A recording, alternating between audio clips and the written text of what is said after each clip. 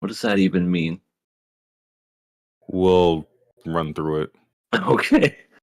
Well, we are live. Hello, everyone. Welcome to the King of Anime Podcast, the only podcast that has one of the members has seen all 4 John Wick films last week, technically. Oh, and they were good. Okay. I was confused. I certainly didn't do that. I watched them a long time ago. But I did watch the newest one this year. So that was good. I Yep. think I watched the first and the second one, maybe.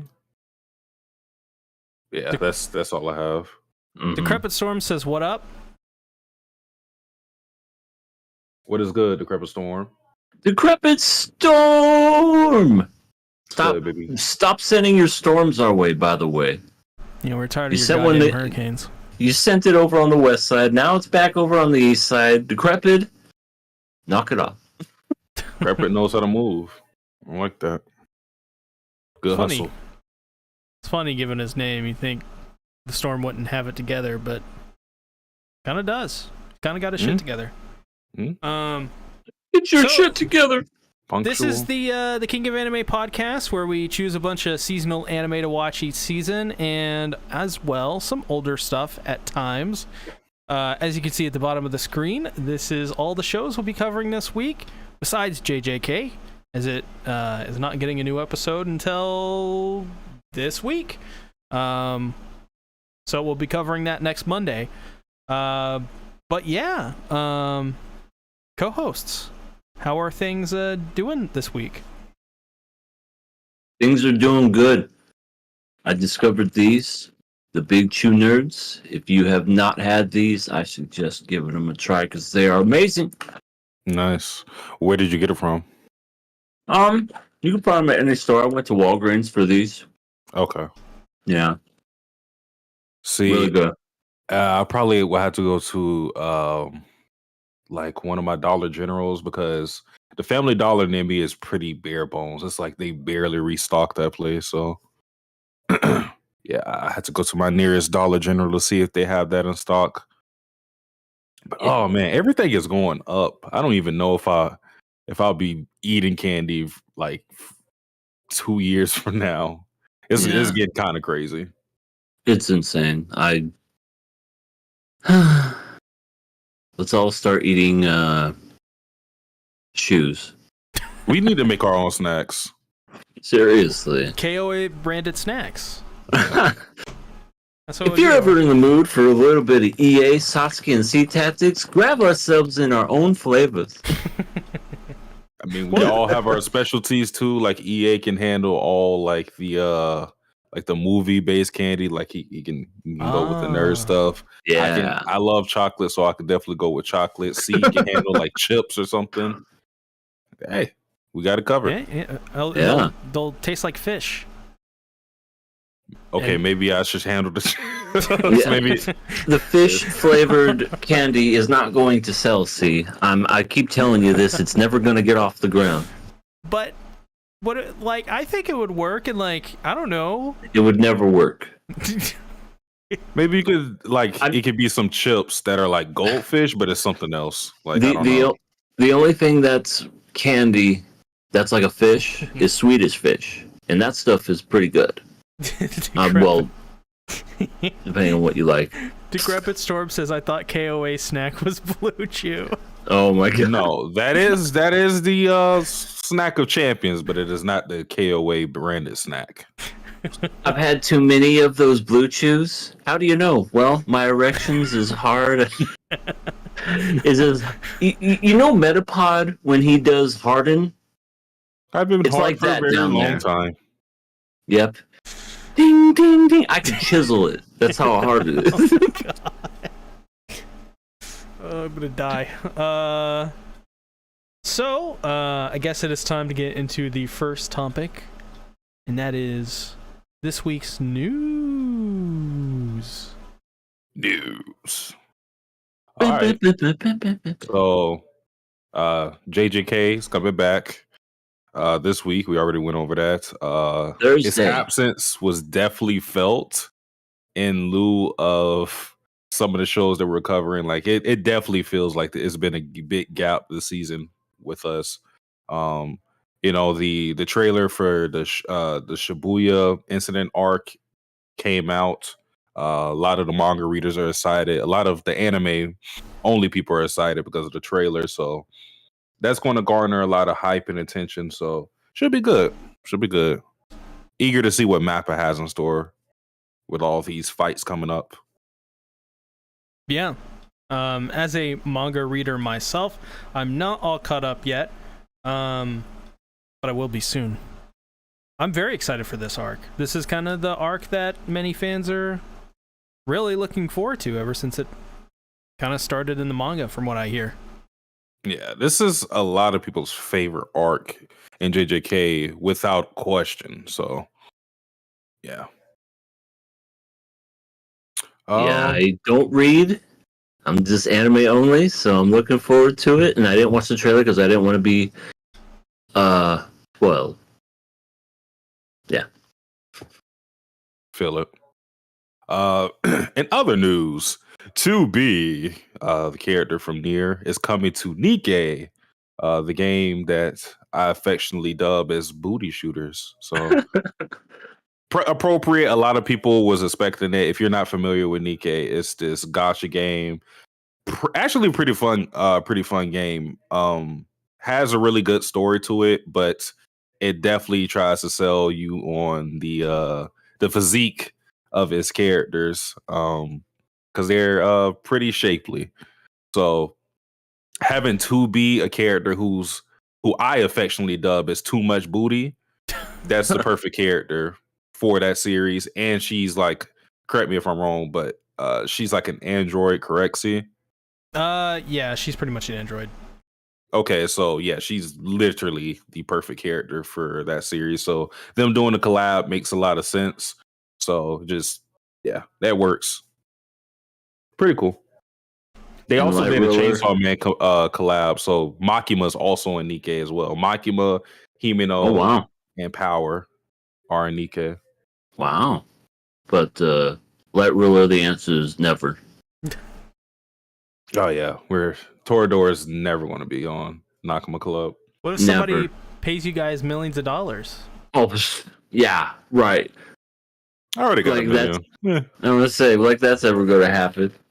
Light Ruler, you gonna pay us $1 million? No, I didn't think so. What if Elon shows up? He's not going to randomly. No, well, he's not going to randomly pick some people doing a podcast with 5 viewers on it to watch Toradora. Listen, all I'm saying is I have proof Elon is a big fan of KOA. I mean, he might do it. He spent his money on stupider things, so this I is would true. not be surprised. Other news, Blood on the Tracks, a series by Oshima, I believe that's his name. That's not his full name, but if you've probably heard of this mangaka, he did Flowers of Evil. He did what's the other big series that he has? I cannot think of it, but another series. Didn't he do Inside Mary? I think so. Yeah, I think so. Miri-chan? Weird one. He probably did. Another series, Welcome Home, Alice.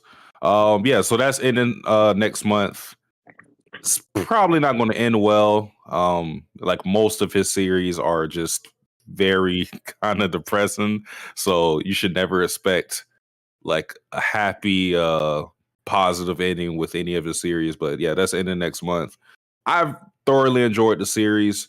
I was at a point where I thought I wasn't, because he scared me by saying one part of the story was just a prologue when it felt like that was the entire story.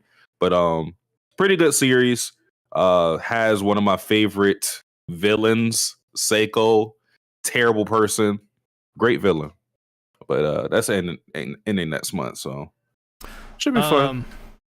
Yeah, I'm a big fan of this guy. I read Flowers of Evil and Inside Mari. I liked both. I think Inside Mari really deserves to be a suspenseful movie. I think it's perfect for that. His stories aren't really in terms of plot and writing, there's a lot of weaknesses to what he writes. However, the concepts are really interesting. Some of the things he tackles is really, really interesting. And it's just weird. It's just, as EA says, it's just he just writes a bunch of weird stuff, and it's different and unique. May not be the best, but it's variety. Yeah, he really likes psychological type of series, so that's usually always the focal point of his story, is just like the dark depths of the human mind. Feels like he watched Perfect Blue on repeat as a kid. That's what all of his series feel like. If he was a shonen writer, he would have probably made like Chainsaw Man or something, like something edgy like that. I mean, Fujimoto, I don't know if you've seen, but like pretty much every big mangaka right now has at one point worked for Fujimoto. So maybe Fujimoto worked for him at one point. I mean, it's entirely possible. There's been a lot of stories like that where mangaka were at one point assistants of another huge mangaka, so could be possible. But I think I'll let EA tackle the next one, since this shouldn't be news, but all right. It's news. It came out today. Shield Hero Season 3 is coming this fall to a streaming site near you. So, if you liked Danger Turtle, if you liked Foxy Danger Lady, Turtle. if you enjoy, no, it's the same thing. If you enjoyed Philo the Fantastic Filoli, then you will enjoy Season 3. I have no idea what it's about. I just know that there was stupid ass turtle in Season 2 with a green haired girl that went oops, and then that was the teehee. That wasn't a real turtle. It was my cousin from down the street. Yeah, it's weird at night. Yeah, but I to be honest, I don't know if it got better or if it got worse. I think that was the nail in the coffin for us with Shield Hero, was the murder turtle, and I think we wanted to part ways. But hey, it's out there. So if this season, I don't know, is better than Season 2, then I guess that's a plus. But don't expect us watching it at all, because it's news, but it ain't news to us. Well, I remember hearing from a couple people that Season 2, apparently they got a lot of criticism for the CGI they used. So they made sure in the remaining episodes that they redesigned the entire thing. So apparently, at least in terms of animation and art, they definitely got their shit together from what I hear. And if that's the case, then yeah, the Season 3, if they keep that up consistently, should be good for Shield Hero fans. I, on the other hand, was a fan of this series. Super big. I read the manga and some of the light novel before it even came out. But man, oh man, did that series quickly turn into just a power fantasy. So I think I'm sort of done with it, so to speak. It seems like we didn't miss all that much, according to QRW6. I'm watching Shield Hero. Turtle did conclude with an anime turtle versus Big Bird battle in the end. Like Big Bird? Oh god. Yeah, Big Bird. Just Sesame la, Street. la, la. Sesame Street. Can you tell me how to get to my own street, damn it? They might make a horror movie out of that. You know how like all like the domains for a lot of these things. Oh yeah. Open. So I wouldn't be surprised if there's going to be a Sesame Street murder movie. 1, 2. I'm gonna stab you. 3, 4. You better lock your fucking door. You just gave someone you know what? You should do that movie. Oh yeah, I'm gonna be totally famous for a shit movie, just like Winnie the Pooh horror movie. What was it called? Blood and Honey? Yeah. Blood and Yeah. I don't want to be known for being that guy. If I ever did anything like that, I'd never work in Hollywood ever again, like I ever did before. But like ever. they'd be like, let's see his credentials. He made Big Bird, Blood and Hunt. Blood in Sesame Street. Yeah, that's a pass. Not if it was Elon, though. Elon would be like, wow, I sense money with this. Great idea. Let's call it X. Yeah. I love it. I love it. I don't know why he's Trump all of a sudden. I love it. And it will become the greatest thing in the history of mankind. Oh, wait, no, I gotta do my Bernie Sanders. And for $1, you too can enjoy Sesame Street, blood, and feathers. Who do you think's gonna go to prison first, Light Roller or Trump? I mean, wait, didn't Trump already? Well, no, not prison. I guess. No, he just got his mugshot. Yeah, and he's just been indicted. Yeah. Yeah. I mean, he's rich. He's rich. Rich people don't serve jail time. You know how it goes. Yep, pretty much. There'll be a loophole or something for him not to go to prison. Yeah, it'll be like, I didn't pay my taxes, therefore I will not go to jail. And then even then, whenever you're like a celebrity, you're going to be kept away from the general population. So you're going to be all right.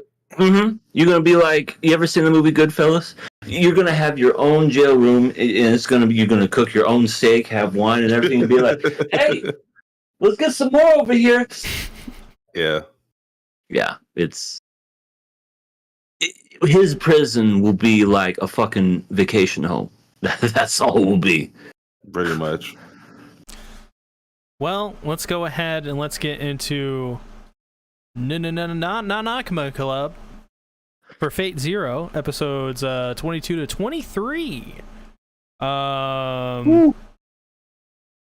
EA in the sport, yes, or it's in the game,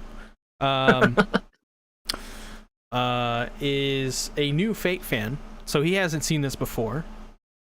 So this is also considered some of the best episodes in the series. I want to get your thoughts first. What did you think about episode 22 and all that went down? Kiri died. She was gonna die anyway. No, you mean right? Iris. Fuck. Who's Kiri? Kiri's the one that choked Iris. Damn it. Mm-hmm. I'm bad with names. I apologize. But even when it's in front of my face, it's just I read the wrong thing. But yes, Iris Phil. She was dying anyway, and that kind of like set him off. You know, it's like Kiri, you're a bitch, and then he just choked her out and just. My interpretation of why he killed her, like looking at that scene, because what he says to Gilgamesh is, before he used to be a very pragmatic person. Well, no, he still is a pragmatic person, because he said like her life has no value to me or whatever. Before Gilgamesh got in his head and before he killed his mentor, he would have probably spared her life back then. But now he looks at it as if she has no value to my life, why keep her alive? Before it was like, if she has no value to my life, why even bother to kill her? But now it's flipped because of him, I guess, flipping his switch when it came to murdering people for fun. Yeah, it's kind of mean. Yeah, kind of mean. But yeah, I saw that. I love in these notes here. Horsey is alive. One horse lived. Not the Saber isn't die. a complete monster. She's just a double murderer. She left one of them alive. And then he died again. So right, and it didn't even matter. I was like, oh, poor Horsey again. But this time it wasn't Saber. You know, it was Gilgamesh who. It was her boyfriend. Right. I swear to God, they should just start Frenching each other. Jesus Christ. It's like, hey Gilgamesh, hey Saber, how you doing? I got some wine. You want to drink some? Oh baby, let's make out. Her naivety most interests me. Do entertain me, Saber. Yeah. Please do a little dance and take off your clothes. It's because they're both blondes. That's yeah. Who they think they are. Was that in the same episode where we saw who Berserk really was? Berserker? That was episode 23. Okay. I'll save that for that one because I'm just trying to get caught up here. But yeah, I guess Waver isn't related to who he calls grandpa. He's like, "You're not my grandson." That's rude, first of all. Yeah, they figured it out.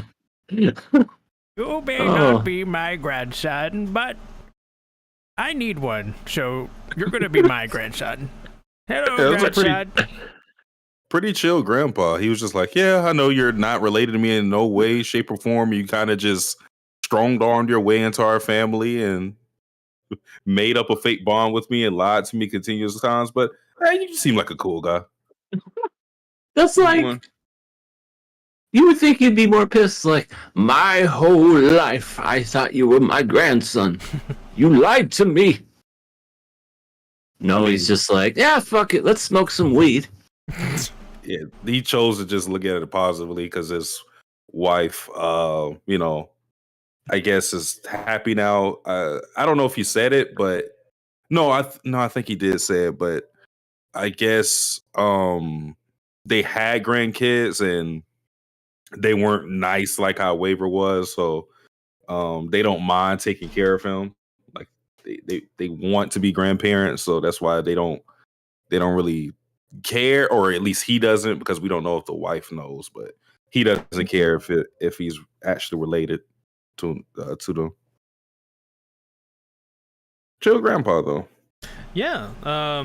Also liked the furthered father-son kind of relationship between Ryder and Waver. It was really nice. I thought throughout most of this series that Ryder and Waver, in terms of just like a duo, like in terms of master and servant, I think they're probably my favorites in this series. And I think it's just because Fate Zero is so dark. It's probably the darkest thing in all of Fate besides Heaven's Feel. And this is sort of like your kind of like beacon of hope, where it's like Waver's not like, he's out to win, right? But he's not exactly out to, murder people. Like, he's this innocent kid who's learning a lot of things. And you have Ryder, who's like this experienced, king. And he kind of flips that on its head too, where everyone else is sort of an asshole, or murderous people like Gilgamesh or Saber or whoever, and Ryder's just sort of like kind of taking him under his wing throughout this entire thing. And I thought this really was a nice culmination for these two characters, because it just showed a lot of development for Waver, and it really paid off his character, I think. Yeah. Yep. He essentially set him free by using up all of his crest wishes, or whatever you want to call them.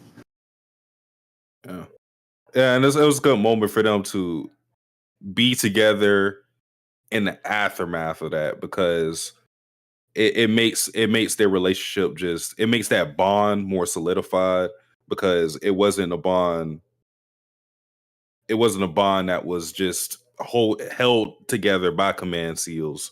That's kind of like how Kiritsugu and Saber's relationship is right now. If she's just going off doing whatever she wants, and if Kiritsugu gets in trouble, he has to call her with command seals. Or that's more how like Archer and or Gilgamesh and I cannot remember his name right now, but his former master, like how their relationship was, where without those command seals, there is no bond whatsoever.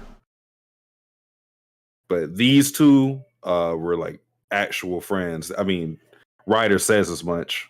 Yeah. He called him his friend at the end. Oh, how sweet. It is very... Every time he says boy, I just think of Kratos now. Boy. Boy. Give me my satchel. We also got in that episode Iris clearly stating what Kiritsugu's goal was, which was true peace.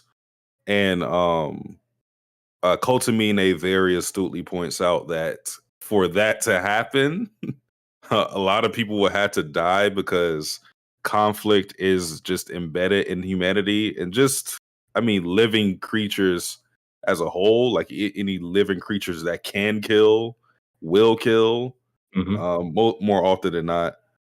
So, yeah, it's a very naive goal. He said, that's something like a kid would chase and whatnot, but he still tries to do it regardless and hope on a miracle. So that's his whole thing. And now, Kirei's goal is to crush Kiritsugu's ideals and his wish for true peace. So It's like he crushed Irisville's trachea. he killed two of his girls. That's true. Yeah, he did. He killed. Now he has sex with harem. nobody. Yeah. I guess Saber's next. Oh, poor Saber. Saber, I order you to have sex with me. Oh, okay, God. Master. What does that mean? That has to be a fan fiction. He uses one of the seals. That's definitely a fan fiction. Like at least like 5,000 fan fictions out there like that. I read one in my server. It was like some dojin. Saber like grew a dick and basically smashed all of it was very graphic, but she smashed all of the dudes that she hated. It was hilarious. Which one is your server? Let me leave that server.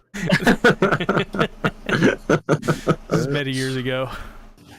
This is like 2018 when I read this. 2017. Yeah. She makes me long and hard. She is long and hard. Literally. You will now take Excalibur. I'm pretty sure she said something like that. Yeah, I think so. It was hilarious. No way they will miss out on that opportunity. With this sword, I shove. She like smashed like Kiritsugu, Kide, Lancer. I remember Lancer has some crazy reaction to it. It was hilarious, but what is this thing going up me? Is this the result of your honor, your pride? Oh God! It was a good time though. So at the end of the episode, though, or near the end, I should say, one of the final things we see is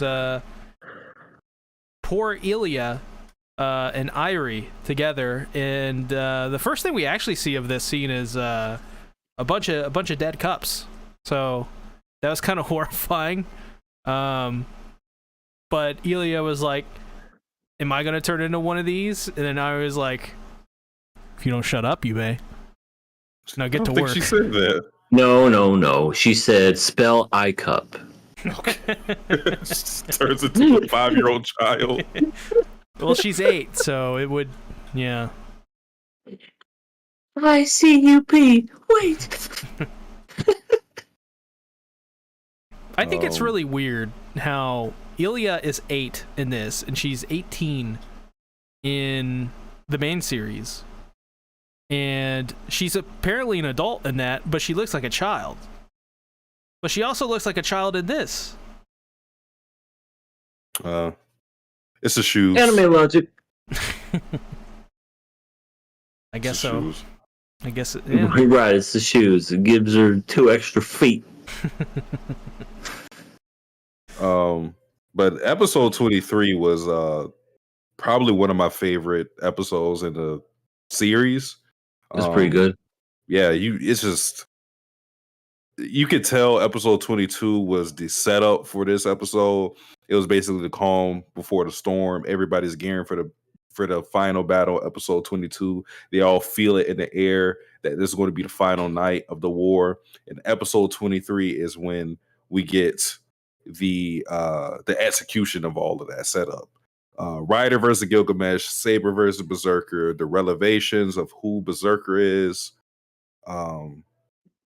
It was a great episode. I'm interested in how you felt about that reveal, EA, the Berserker reveal. Yeah, freaking spoilers, everybody. Berserker is Sir Lancelot, the second in command to King Arthur and the Knights of the Round Table. Holy crap. And not only that, it's not like he's just chilling like, hi, I'm Sir Lancelot. Let's, good to see you, buddy. No, he's absolutely insane, and he's just going,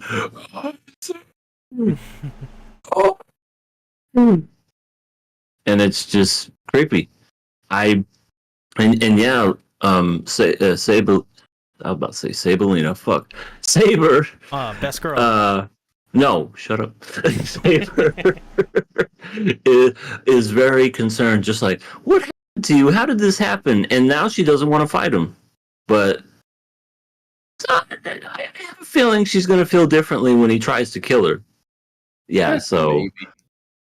Unless, I don't know, I have a couple of theories. She's going to have to kill him, and maybe, she does, begrudgingly. Or old Scarface, that literally was... I don't know if that was real or if that was a dream, where he was like, yeah, you, me, and your mom will all be together and play. I'm like, how fucked up? He can't even... Oh. Yeah, things are not going to end well for him. I think definitely. I have a feeling he's going to die pretty soon. And if he ends up dying, then Berserker somehow dies. I don't know, because it seems like Berserker's power comes from sucking his life force or mana. I mean, that happens with all the mages. But it seems like it really hurts him. Yeah, it's definitely more extreme when it comes to that pairing, because there's like some control when it comes to the mages or the servants and the mages. They understand like how much power they can take, because they supply them with mana. But with Berserker, it's just he just runs crazy, so there is no control there. There's no valve to like put a lid on that. Damn. Yeah, that's crazy. I guess I wasn't expecting it to be somebody that Saber knew. So now that's gonna add a little twist to everything. But I think the biggest thing that happened in this episode was Ryder and Gilgamesh fighting, and it was just pretty much epic. Like everything was done perfectly, charged, never relenting. And even after, more spoilers, people, Gilgamesh kills Iskander. I always forget his real name. Iskandar. I mixed. But he even had a little bit of respect for him. He was just like, come back, fight me anytime. Like, he didn't put him down. He didn't, like, say, how dare you try to taint me with your blood on my blade. Nothing like that. He was, like I said, even though we killed him and whatever, he still kind of was just like, fight me anytime you want. As long as I'm king of this land, you're welcome to come back and challenge me anytime. It's like, oh, that's some respect. Yeah. Which is something that Gilgamesh doesn't give out.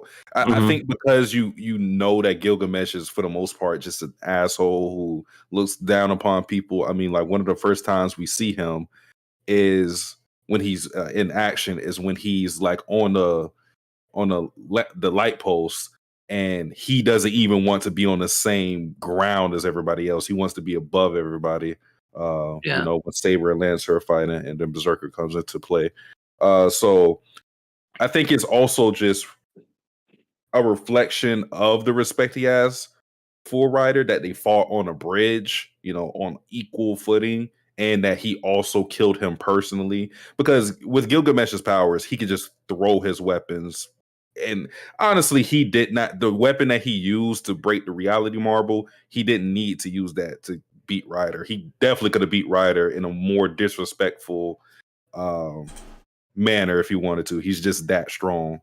So for him to, treat him with the proper respect, use a powerful weapon to destroy the reality marble, and then use that same weapon to stab him personally. Or first he used the chains, then he stabbed him with it.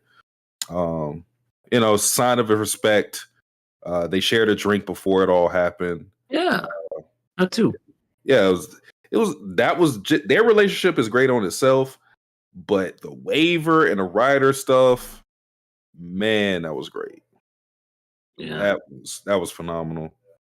Yeah, he told him to live, and yeah, he was heartbroken when Ryder died, and well, I guess Waver kind of like saved his own life because Gilgamesh would have freaking chopped his head off. But it was like, oh no, I'm just his friend. I'm not his master or anything. Look at my hand. He's like, yeah, I guess. Okay, go ahead, run to your mother. Gilgamesh even showed respect to Waver in that moment. Yeah, it's crazy, but yeah, that was really good, very well animated, and I was thinking it, but then Ryder said, he's like, you got all kinds of stuff in these Gates of Babylon now. I'm like, yep, sure does. What else does he have in there? Booties. These kids just have a whole bunch of bullshit now. These gadgets and gears. Mm-hmm.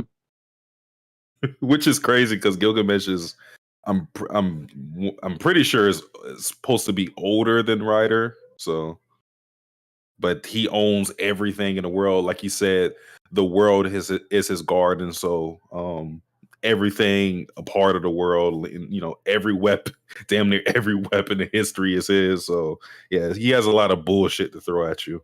He's got the fucking Master Sword from Legend of Zelda. He has the Keyblade. He's got the Keyblade. He's got the fucking laser sword from Halo. Energy sword. You gotta have a lightsaber just for the fun of it. Right. He's got a lightsaber. He's got probably the Blades of Chaos from God of War. You name Blade. it. He's got the claws from Wolverine. Freddy Krueger's claws just might as well. The dildo bat from Saints Row 3. Oh my God. I didn't want to use this weapon. He uses that to kill someone he really hates. He just stabs him with the dildo. Just bonks him in the head and kills him instantly. It makes that sound to the dunk. Good.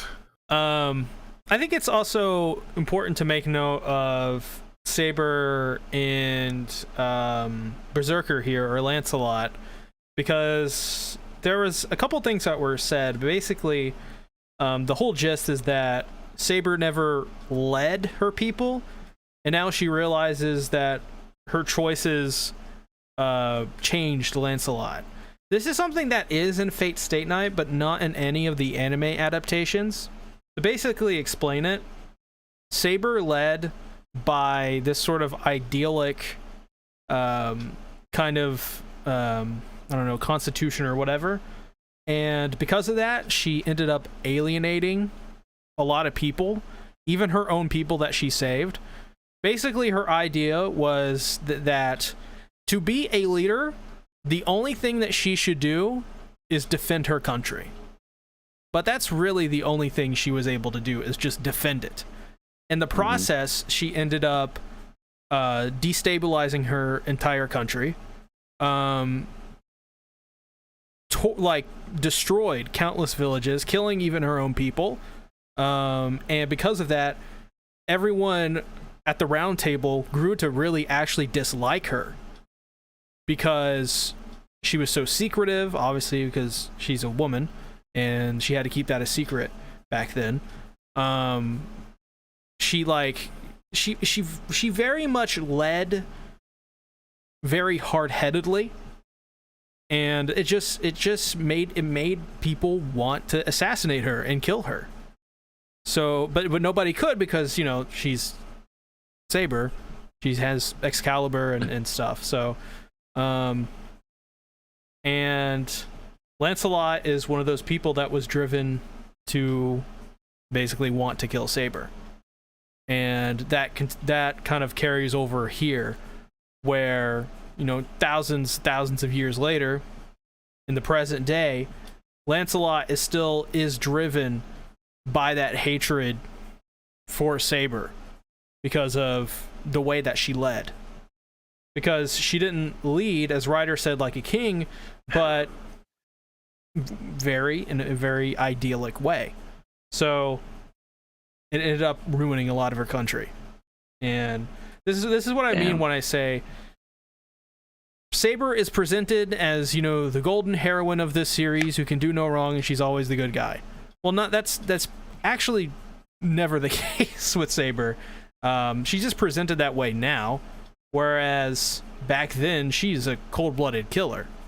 Like, she is just as evil as Gilgamesh is, or Castor was in this series, just in a different way. So it's crazy to think about too, because me not knowing nothing about Fate, you're the one that says, oh, if you want to start with Fate, start with this one, because there's like so many different spin-offs, so many different variations, sequels, etc. But Saber, from what I've always seen, she seems to be like front and center, the main everything. But in this one, she's definitely punching bag. Shaken. The punching bag. Oh yeah, sorry, you cut out there. But yeah, she really is a punching bag in this one. And to me, going into this, I guess, franchise, that's definitely a surprise for me, because I'm just like, wow, Ryder has more show than Saber does. Saber's just kind of there writing things. Nothing dirty about that. Yeah, I think the masters and the servants get almost equal love, with the exception of Assassin. Assassin's the one. Oh my god! I forgot about Assassin. What a complete waste of space Assassin was. Yeah, I mean, but I think we got a decent amount from everybody. From Castor to Archer to Ryder to Saber to Berserker. Yeah. Everybody got enough attention, and they were the focal point at some point in the series. So it's not really Saber's story; it's really everybody's story. Yeah, because I was thinking it was going to be like that, and apparently Reen, but she's like a little kid in this, and the guy that says people die when they're killed. But he's not in this either. So, you'll get our glorious Shiro. Is he related to somebody in Zero? I will not say. You fine. Eventually, we'll find out. All right.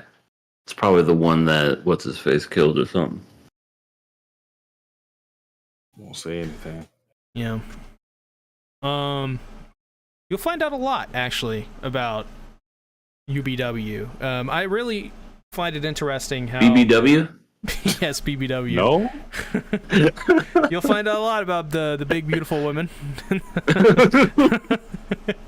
Let me tell you, this series.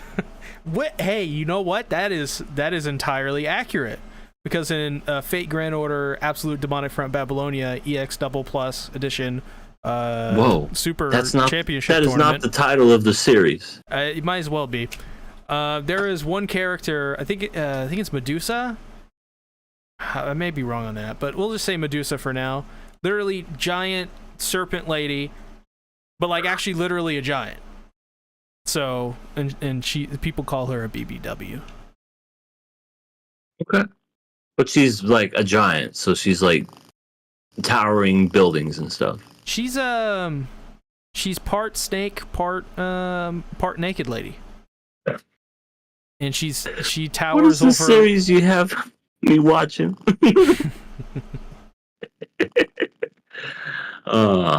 Cool. Well, it's fun. It's just a fun series. You'll see. All right. Eventually. Not a good example of fun. I wouldn't call this exactly fun. Oh, this is a very serious show. Yeah, Like despair. I definitely feel watching it now and knowing what I know now, I feel like this is an anime, to me personally, that you would have to watch again, you know, to kind of like understand everything on a second run through, and you go, okay, now I see where that's coming from. And because again, just being thrown into there and not knowing what's going on, especially with the insects and all this other crap, I bet if I was to go back and look at it now, it would at least make some sense now. But like starting off not knowing anything was very much like, Definitely. What's happening? I think if you ever watch UBW or Heaven's Feel, you don't even have to rewatch this. If you just watch another Fate series, you totally, like, it'll all connect for you. It'll all come together? Yeah, and you'll understand why it's popular. What's that series? It looks like a meme where they're laughing at her because she fell into a lake or something. What? Is that Fate? Did it? I'll look it up. I'm pretty sure it's Fate. When I think of lakes in Fate, I think of when Saber dies. Spoiler. Well, it's the same as the old tale. So, cast Excalibur into the river or whatever. I didn't read that part in history. Fun fact. This one. Oh. Let's see. Oh yeah, that's Fate. That's one of the Fates. I'm not familiar with that Fate because I only watched Zero, Unlimited Blade Works, and then the original Fate Stay Night. That's the one that will get you arrested if you watch it. Well, shoot, I don't know. That's one of the. What is that one? This is called Fate Ilia. It's called Fate Khalid Ilia Prisma, and it's a Magical Girl spinoff where it's actually some of it's really good, especially the movie. The movie's really good, but basically everyone's a child in it, and they're all sexualized. Okay, well, I will stick with BBW and what was the other one, Sasuke? Grand Order of Funk. Grand Funk Railroad. I don't. The only ones I watched, Unlimited Blade Works, Zero, of course, and then the original Stay Night. This 2006 Studio Dean one, which that one doesn't look great, but I mean it's still an interesting take on the story. Okay. Yeah, it's an original. That's the original one, huh? Yeah, it's the first anime adaptation of a Fate, and it's a combination of basically all three of the routes. Not very good, but you know, if you don't have any experience with it, you'll probably like it. It's my first time. I am the bone of my soul. And then there is the last Fate Stay Night series, which is Heaven's Feel, which focuses on Sakura Mato, the worm girl. And her vagina bugs?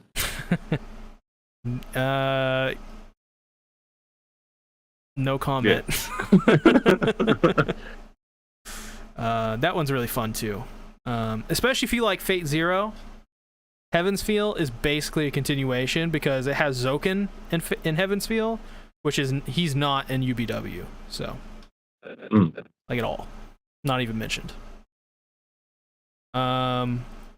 But with that, let's go ahead and let's transition over into let me get a drink. Tensei Season 2, Episode 8. You know what? This series, I said it before, I'll say it again. Every single fucking week, it makes me groan audibly out loud. I don't understand this series half the time. This episode wasn't as bad as the last episode, in my opinion. But then again, the last episode is probably the worst episode of the series. Yeah. So, I don't know if I don't know if this is a good thing. So I really would love to hear your guys' thoughts about this episode, because there's definitely some stuff that I laughed at, and it made me really feel altogether that I think Mushoku Tensei is fucking, I don't know, their priorities are not straight. I feel like they should be more comedy, if anything. I don't understand what they're going for this season. It just, for us to have this school setting in which one of the goals, because we keep focusing on the whole ED thing with Rudy, but one of the goals was supposed to be figuring out what was going on with the mass teleportation, and us going to the school and being like driven on an actual plot like that was one of the things that made me keep the show alive and give it a courtesy pass. But thus far, we have just been, the first 7 seconds of this episode was another sexual assault thing. Rudy like grabbing Isn't it the boobs. funny? It's just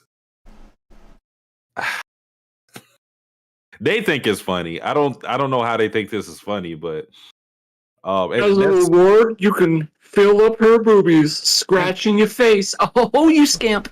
and that's been the problem with the show. Isn't in the fact they have that content in there. It's how they treat it constantly. And we're not talking about like, because I could even take it if it was like one of those old school things, like for example, Master Roshi being a deviant and doing what he was doing to Bulma and stuff like that.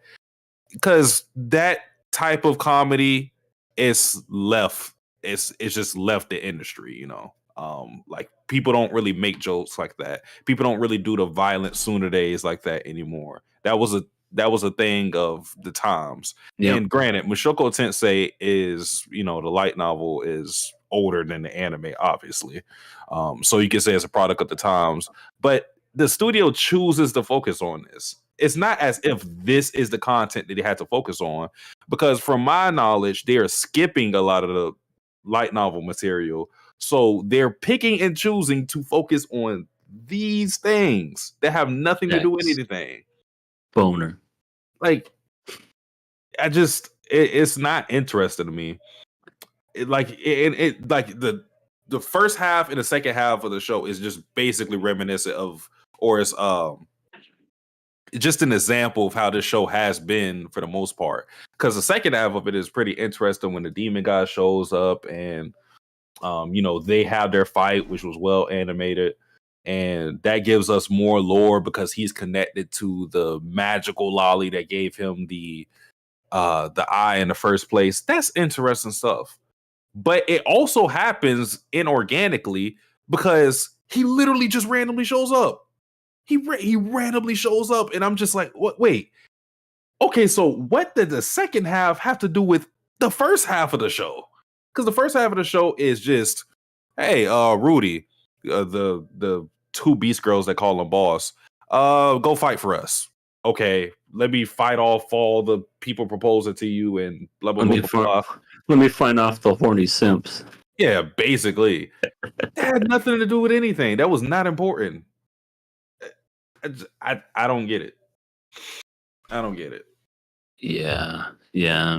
That was slightly more interesting. The big dude that looks like a mixture of Goro and I don't know, something purple like the Hulk, or Hulk's not purple, but you know what I mean. Like he reminded me of Goro from Mortal Kombat because he's got 4 arms and everything. But yeah, I almost thought for a second that when he did his most powerful attack and that he fell over and wasn't responding, I almost thought they were going to go for the whole, well, he was too strong for him, but he killed him, and then that was going to be that. I literally would have pissed myself. That would have actually been kind of funny. I mean, him turning into a midget was funny. Then him beating him up either way. That wasn't a part of the deal, I don't think. No, I don't think so. But it just would have been hilarious. Like, dude, what did you do? He told me to hit him with his most powerful attack. Dude, he's dead now. like that was the only part of the show that had a little bit of momentum to being funny. Other than that, yeah, this is another What the fuck was up with that love story? Bro, that was like, I'm telling you. What the fuck was up? I if literally was like, you gotta be kidding me. So okay, so I have Would this have not worked if Ellie Nalise, this was the first time we got to know Ellie Nalise? When this would not be actually kind of funny? Think about it. We don't know anything about her. We don't know she's an annoying character or anything. She's just, you know, the girl with the rumors, right? That we hear every now and again. Yeah. And then they get together, and then it's like this like weird couple. Like one of them's like she's much taller than him, and he's kind of like meek, and she's, you know, really outgoing. And in my opinion, the contents of this was actually funny, but the context of Ellie Nalise's character, we know what's going to happen. This was annoying. Yeah. It's absolutely annoying because of it. Now, like I said, the content, fine. It's just the fact that it's Ellie Nalise. It's like if this is the only good thing she does in the show, that's disappointing. Yeah, I just kind of didn't understand why this person, out of all the men that she slept with, this guy, oh, he's so nice. He said these soliloquies and hymns to me, and I fell in love with that. So you mean to tell me that all a guy had to do was say, baby, I love you, and your hair is as beautiful as the sun, and she would have just stopped sleeping with people? It just makes no sense in that context. And also, I don't know, I almost feel like it kind of gives her an excuse to sleep around, because he's convinced this guy that she's cursed. So if she happens to cheat on him, he'll just be like, oh, I understand, you're cursed, you can't control this shit. She's lying.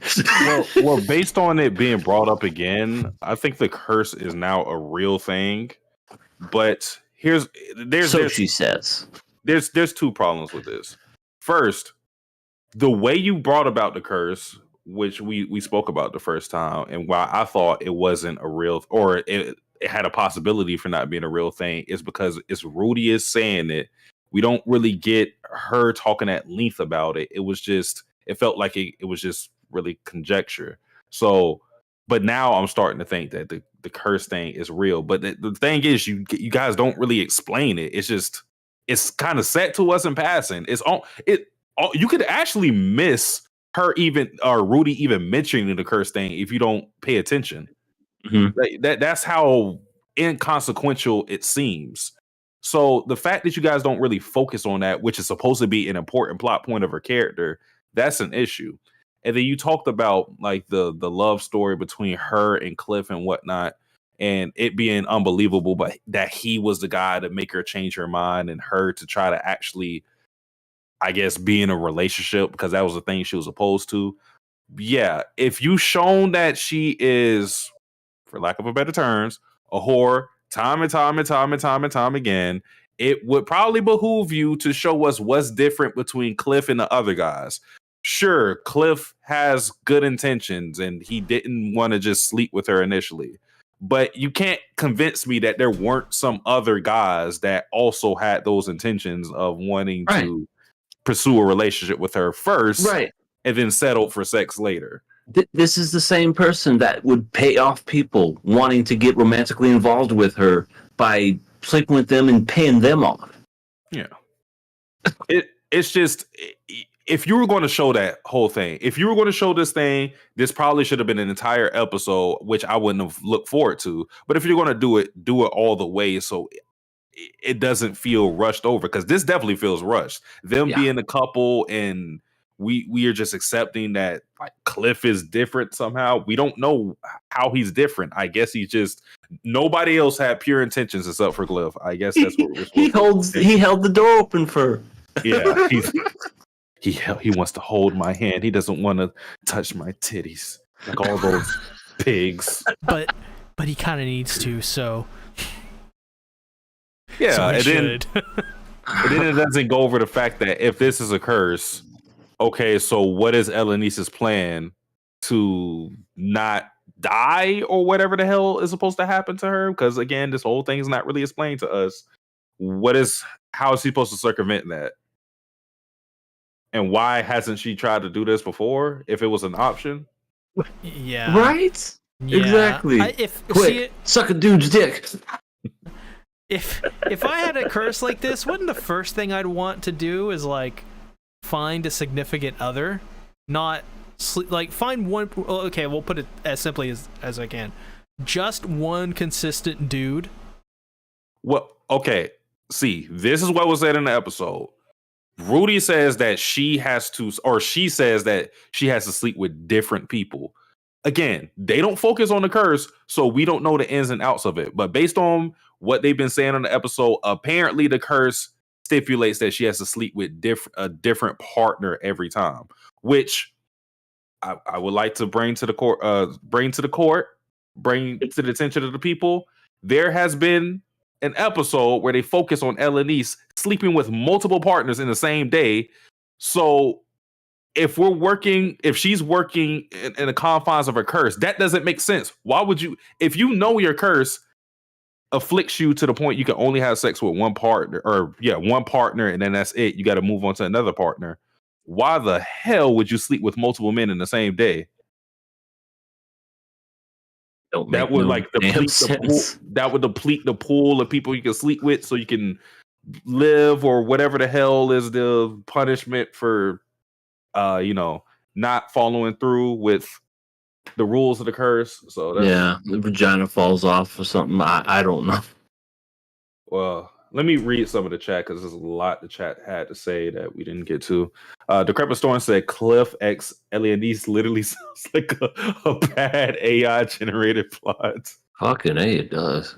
What is good, Philip? Philip says, let's get the lights up so the boys can reach all their final form. Ooh, I like the sound of that. Final form. It is me, the prince of all weebs.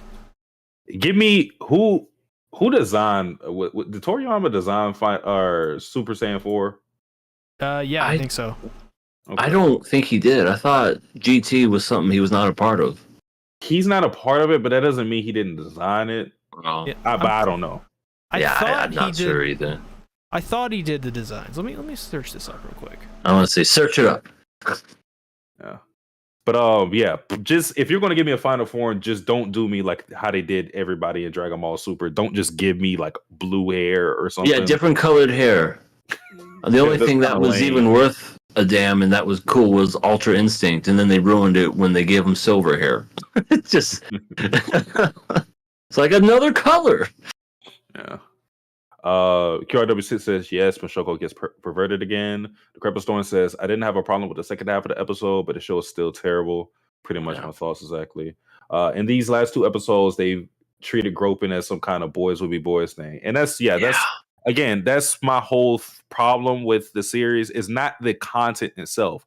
You could have sexual violence in a series and treat it with the proper respect. So I'm not looking at it like Mushoku Tensei with a side eye, like, what are you doing here? Because it's treated like, oh, well, that's just what they do. And you're supposed to laugh at it. Go get him, slugger. The fact that the Beast Girls are calling him boss and they have like this buddy relationship with Rudy, despite what the horrible thing he did to him last episode, is insanity to me. But that's how it's kind of treated in the show. Decrepit Storm says this show skipped content so they could spend a full episode on kidnapping Beast Girls and half an episode on Cliff. Tell me about it. And you could just tell there's skipped content. Like I said, it's so inorganic for us to focus half the episode on Cliff and Elianice, and then for us to get the body at the end, the Demon King guy. It just, there's something missing in between that time where it just doesn't feel like there was natural progression there. So we got an answer. Toriyama did designs for all of the main cast. He designed the appearances of Giru and the Grand Tour spaceship, the logo, He oversaw production of the series, and he did 3 colored pictures of Goku, Pan, and Trunks adventuring on various planets. Okay. So he did a couple things. Basically, he probably they were like, yeah, Toriyama, we're doing a new series. Can you just like do a couple scribbles or something? Could you just stand in the corner over there? Yeah, just put your name on the paper. All right. I like money. QRW6 says it's sad when the studio picks and choose. Then the light novel readers had to expand the content in order to defend the series. Yeah, I feel like the people from Mushoku Tensei, and granted, this happened with season 1, but I feel like you didn't have to defend season 1 because the things that we didn't like in season 1 are the perverted, stupid stuff that they kept doing. That was what hampered the season down. This season feels like a combination of that, skip content, and just not a clear focus on what we're supposed to be doing this season. So, and then too, I just feel like this side cast is awful. I don't care about anybody in the story right now. But Satsuki, the gorilla girl. I don't even remember her name. I don't either. I just know that she was a gorilla with makeup on. I remember season 1. We had Ryujin, we had Ghislaine, we had Eris. But you and your pride and your ego. Now we got Cliff, Elianise. Boss Girl 1 and 2. And the most bland ass beast girls you could ever ask for. Oh, and let's not forget Fitz, aka Sylphie, with a dick. Yeah. Sylphie with a dick that they also ruined in the span of 1 scene. Yeah. That was another thing. Now you say that. They had the audacity to make her be this jealous type of person after she was okay with all this sexual assault shit. She was, oh yeah, it's totally fine. And then all of a sudden he's just like, yeah, girls with big boobs. I can't believe you think that way. No shit, he thinks that way. You let it happen. You let all that shit happen as he was walking, groping, and all that other stuff, and they pissed themselves. And then at the very end, when the Beast Girl is like, as a reward, you can feel up her boob. I wrote this down in my notes. This is what it looks like in my notes. Oh, you're gonna have to open it, shit. It's. I'm turning them sideways too. Why did you do this? As a something you can feel up her boob, and then a sad face. Yeah, that's a sad face. I drew a sad face. Yeah, it's just a joke with the show. I mean, at the very least, there was some good when Body showed up, and like I said, he was his bride was the demon Lalu who gave Rudy the eye in the first place. So, and then he showed up at the end of the episode. I guess he's going to be their teacher. I don't know what the hell that was because he showed up in a tight shirt, looking like Terry Crews or something.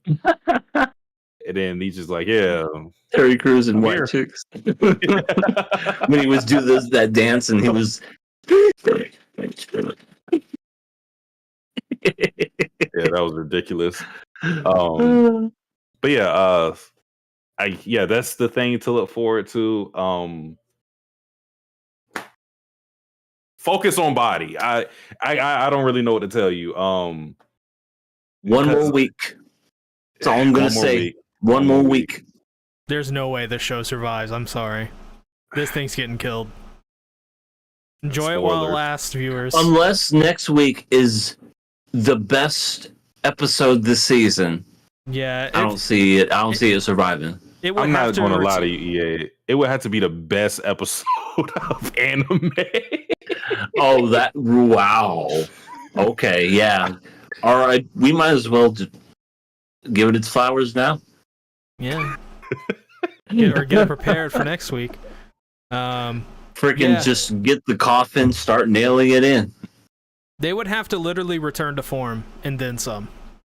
Like the only thing I'm going to look at is the whole ED cure if it's solved this episode or this season.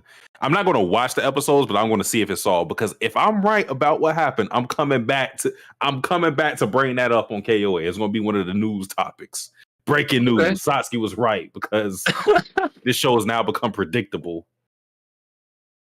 Well, I can't wait. According to Carp, Sylphie's got more shit to do in the future. So, oh boy. I mean, it's only one thing for her to do, and that's take off the glasses. Rudy looks at her and goes, "Oh, the person I've been connecting on a personal level is actually a girl." Hubba hubba hubba hubba. Oh, and then it gets hard. I'm telling you, that's the reason her identity has been hidden. That's why. That's the reason why her hair turned gray. All of that shit is for this sole purpose of her being the person to cure his ED. I'm telling you. If I'm wrong about that, I'll be so surprised. Show sucks now. Yeah, It's fallen. It's fallen a great deal. Yeah, it's not fun. So, let's go ahead and let's get into our next show, which is way fucking better. Kenshin. Rurouni Kenshin episode 8. Kenshin. Oro? Oro. Opium. Yeah, this was fucking awesome. What a drug. What a drug. Opium's a hell of a drug. If you guys don't know, there is some significance towards this. They don't talk about drugs in Japanese media at all. It's usually you can't. Like, they won't allow you to do it. So the fact that we're talking about opium in here, it's crazy. Yeah, it has something to do with the Yakuza or something like that. They don't like it. Now that you mention that, I don't really remember. I can't think of a time where they really talk about drugs, but they sure do smoke a lot of cigarettes. Yeah, cigarettes and That's alcohol. the only thing I can think of. Yeah, but nothing also about a good Oasis song, by the way. But yeah, we have a girl that, a woman that Satsuki would totally get to know. Hey, I'm just saying. You're not wrong. You're not wrong. She's very much, because at first I thought she was a damsel in distress, and then all of a sudden they flipped the switch where I was like, okay. The minute I saw her, I knew what they were going for. You just had that. The episode was called Beauty on a Run. Oh, well, I guess I just didn't put two and two together. Yeah, based on the title of the episode, I knew that she was going to.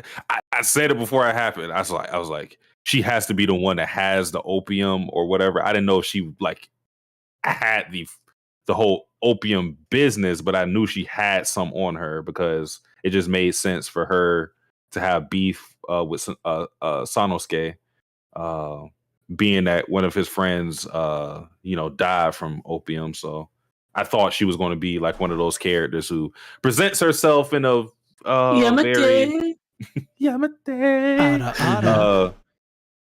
damsel in distress way, but is actually pretty deplorable.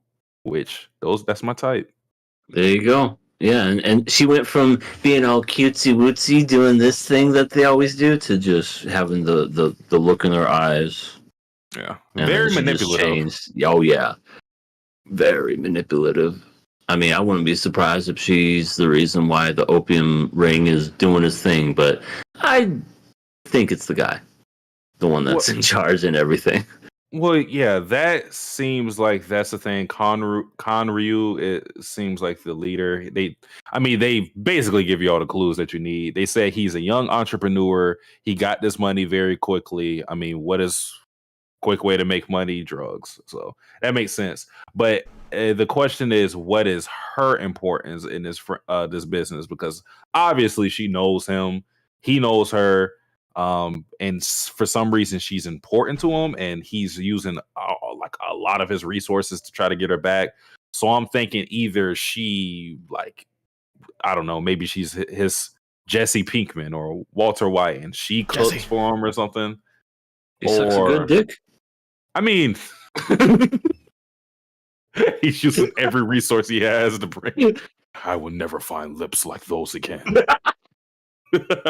Get her back by any means. He puts a bounty on her. Jesus Christ. The thing she does with her tongue, I want her back now. Do that thing you did with your tongue, Jon Snow. Oh, yes. Did they have head in this time period, or was that? It's going back to what we were talking about. I mean, I don't. Maybe that's what the imperialists were focusing on. They were trying to imperialize getting head. Hey, if you can monopolize something, monopolize it. I thought it was really funny. It's so weird. It's so weird. I feel like this show ever since last episode has hit its stride. But I thought it was really fucking hilarious when when Megumi shows up and she like and Kaoru's there and all that stuff and Kaoru's mad about it because, you know, she thinks she's trying to steal his man. But I love, like, after she does like her whole ara and suave stuff, Kenshin, after she leaves, goes, "Oh brother, that is." his Yoda talk. Can we talk about how Sonosuke came up with the worst cover story of all time? Like, you could have came up with anything, and then your cover story is, we won this woman in gambling? What? You understand that Kaoru isn't going to stand for that. Like, you're talking to another, like, not to say that men shouldn't feel a certain way about this, but you're talking to a woman. I think she would feel more strongly about you just, like she said, being into human trafficking. So that was just dumb. Yeah. That was just dumb just for the joke. Yeah. Can't say that he thinks well on his feet. Yeah. Or maybe he's a troll or something. Yeah, maybe he just loves that shit. He's just like, oh yeah, we won her in a gambling. look at her.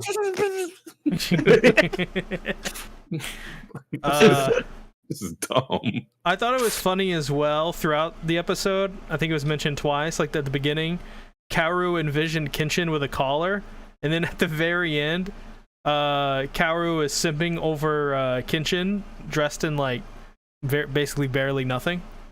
Yeah. I thought that was just fucking hilarious. Yeah. And then she did all that just to get NTR, which will probably be a good time to explain what NTR is for the viewers and EA as well. Yeah, I'm a simple minded fool. You're when pure. when I heard NTR, I almost was thinking of what the hell are those things it's called? Like a wrestling move. No, not FTR. I was thinking of he hit the NTR. He hit the NTR. What are those things called? Those things that people bought a while ago that people were into and they were digital currency? NFT. Yeah, NFT. I was thinking it was something like that. NTR, and I'm like, bros.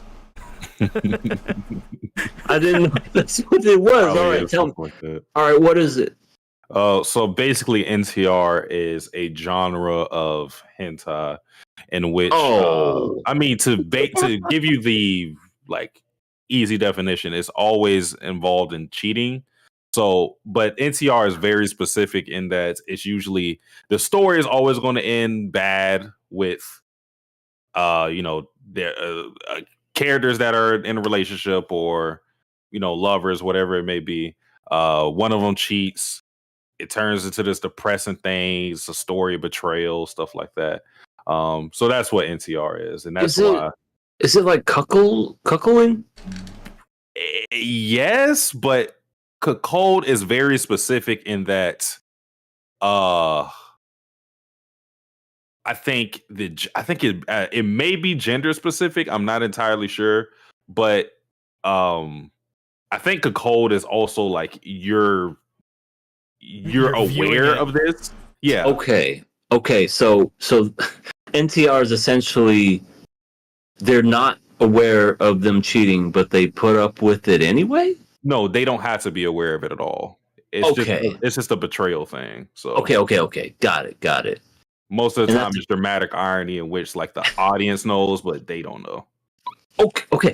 So it's like King of the Hill, where Dale, didn't know. I don't know if any of you watched King of the Hill know what I'm referencing, but where it's essentially like his wife was with John Redcorn, and like they had a kid together, and he still just kind of like oblivious to the whole thing. Like she always gets headaches and gets massages by John Redcorn. He's just Nancy sure does get a lot of headaches, but John Redcorn takes care of her.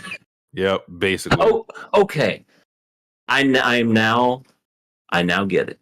Yeah. If this was an NTR, this is what basically happened. I would have a girlfriend or whatever. I would be in this room doing my podcast. This is like the plot of every NTR. Or like the basis of it. I will be on the podcast talking about how much I love my wife and how we have a great relationship. And then on the other side of the wall, my wife is getting plowed by some delivery boy. Okay. That's basically the plot of NTR. I got you now. Okay. Decrepit Storm says C's theory for AOT is NTR. Yeah. NTR is also I just stole your go. Basically, don't worry, viewers. My wife isn't getting plowed by a delivery boy yet. There you go.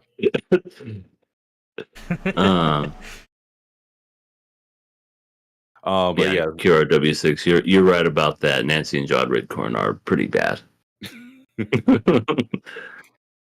But yeah, back to the episode. So I just want to say I really like Sanosuke just because he was on his, I'm not going to stand for Megami being who she is, which is, manipulative. He was very much, he's going to protect her as well.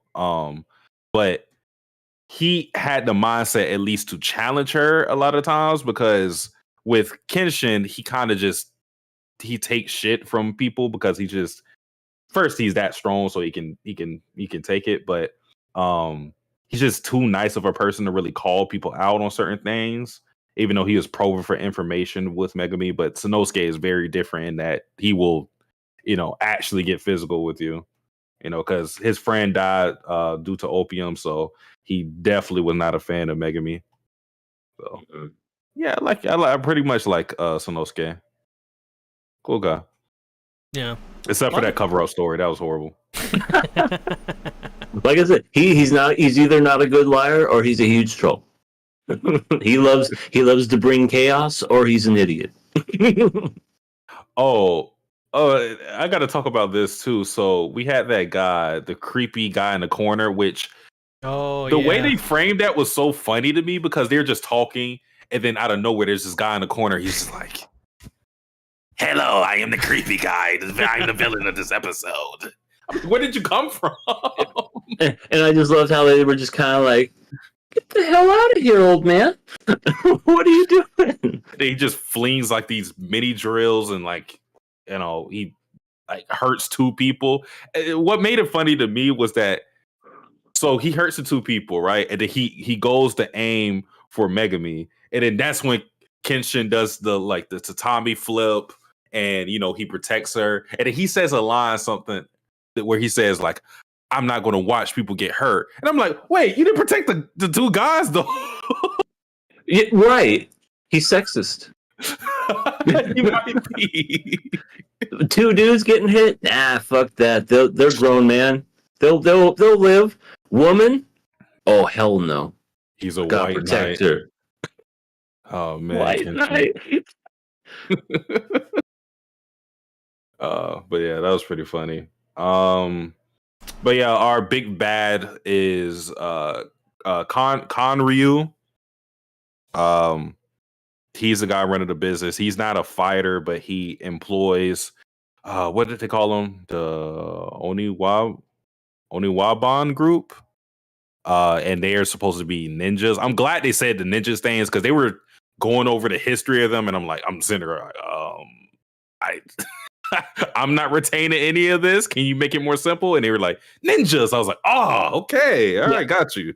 I love when anime does that too, and I'm like, I'm not gonna remember any fucking bit of this. And either they'll do that where they simplify it as they're ninjas. Okay, thank you. That's all I needed to know. Or they keep droning on and do what Bleach does and like make things overcomplicated, and you're just like, okay, so he essentially can stop time. Okay, got it. Yeah, there was like steam coming out of my ears when I was looking at it. I was like, I don't know what the hell you're talking about, but keep saying it. Keep saying stuff. Yeah. Yeah, so I think, I don't know about you guys, but I think for me, this series has become quite underrated. I fully expected this to die at episode 3. And I'm kind of, the more this goes on, the more I'm actually looking forward to this show, and I really enjoyed these last 2 episodes. Yeah, it's an old school anime feel with new school graphics animation, and I like it. I could see why people enjoy this series. It's fun, It doesn't take itself too seriously, and the thing that just made me laugh out loud was just Karu. Who's the little kid? What's his name? Hold on, I have it here. Your nephew? I forgot my nephew's name. Your cousin or whoever. Anyway, the little spiky haired kid. Yahiko? Is that his name? Yahiko? Maybe. I loved it when he was like talking shit and saying something like she's prettier than you, blah blah blah.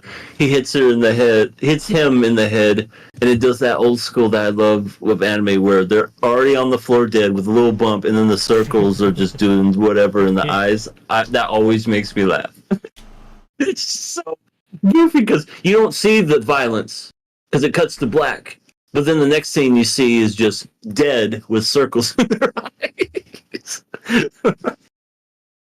The anime needs to bring that back. I miss that.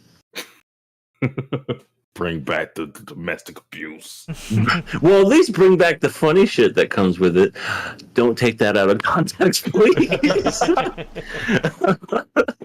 In anime, let me clarify. Bring back domestic abuse with the laughs. So EA, why do you beat your dog? Why do you beat your dog, EA? I don't have a dog. Yeah, not anymore. Fell for my trap. Not anymore. Oh shit. Damn. Well. Yeah, someone's gonna clip that 10 years from now, and they're gonna use it to get rid of me. I'll say something about an anime they like, and then that's it.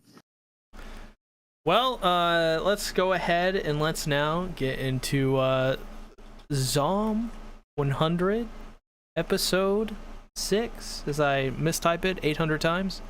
This is a killer pass week for this show because we're on episode 6, meaning that we're going to decide its fate. Stay night. Guys, I for the last 3 or so weeks, I guess, I've just been beating the horse. Till it's just a pulp, just a bloody, it's just a pile of just gunk. But I like this episode. Okay. Look at you. Yeah, I like this episode, and I think it's because we weren't doing crazy My Hero references, or anything like that. It was just sort of fun. They got an RV and they came across these dudes, and it very much reminded me of the Walking Dead video game, actually, where they find the hotel and stuff, but they had a little twist to it where everyone in it was basically overworked to death. So I love that stuff. I thought that was really nice, and I also like the little the part where he's like putting the beer away and he's got the generator running. You think he's like this hard ass dictator, authoritarian dude who's just overworking people and is just outwardly just a dick. But no, he's actually trying to keep it under wraps a little bit. He like when he's confronted with stuff, he sort of folds a little bit if he thinks it's going to ruin his standing. So I don't know. I really like that stuff. What did you guys think about this episode? Sasuke, that's some delicious looking popcorn. Publix is a beautiful place. But for me personally, I feel like it. I don't know. For me, it was one of the more boring episodes I've watched, to be honest. I mean, it definitely has character development because it shows you Tendo and his just the abuse that he had throughout the years that he was working for that company, and this supervisor that was just on his ass day in and day out, and it just all came rushing back. And it kind of goes back to the whole living, surviving thing where he's like, I want to do things.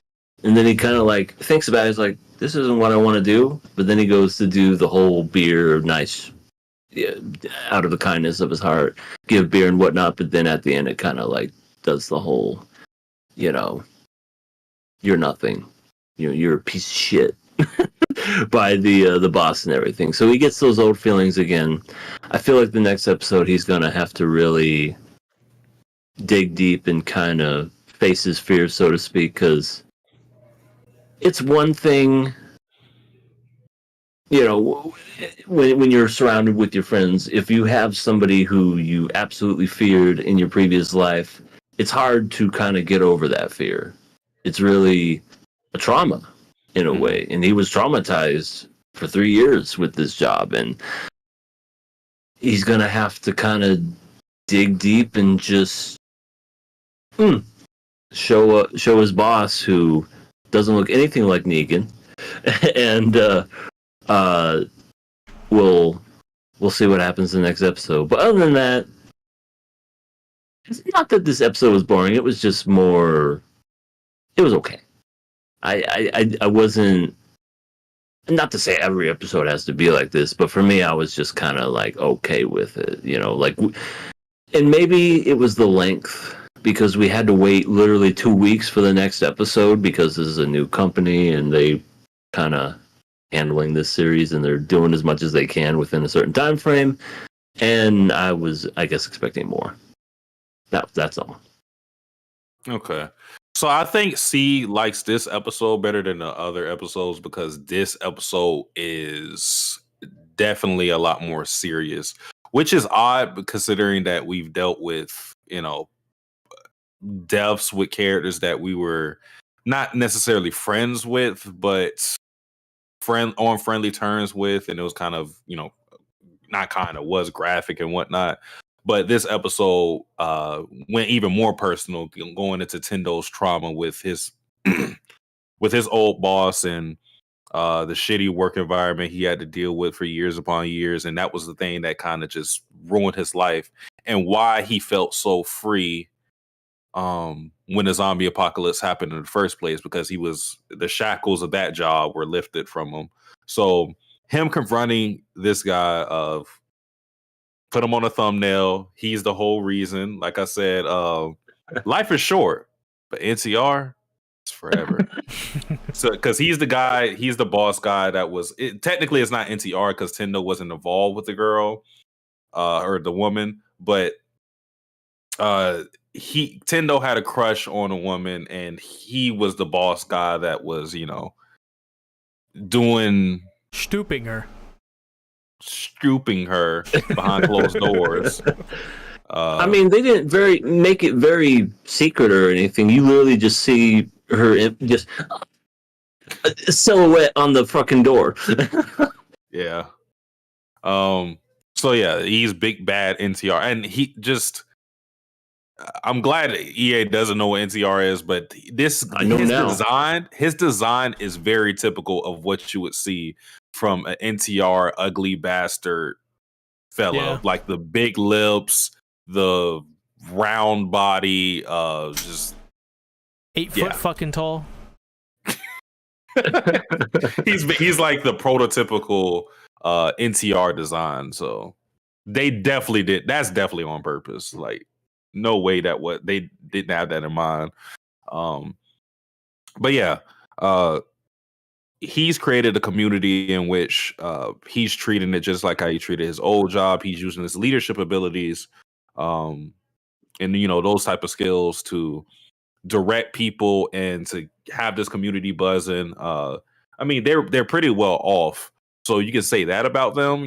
They're producing a lot of good things, but horrible work environment for everybody that's not, his friends or like his baseball goonies. I don't know who came up with that idea. Like, hey, everybody, let's all do baseball stuff, because it's not like just a actual baseball team or something. They had to have got together and said, yeah, we're going to be like the baseball guys. We're going to be intimidating. We're going to be like the Warriors, and we're going to come out to play. Yeah, we're going to do all that.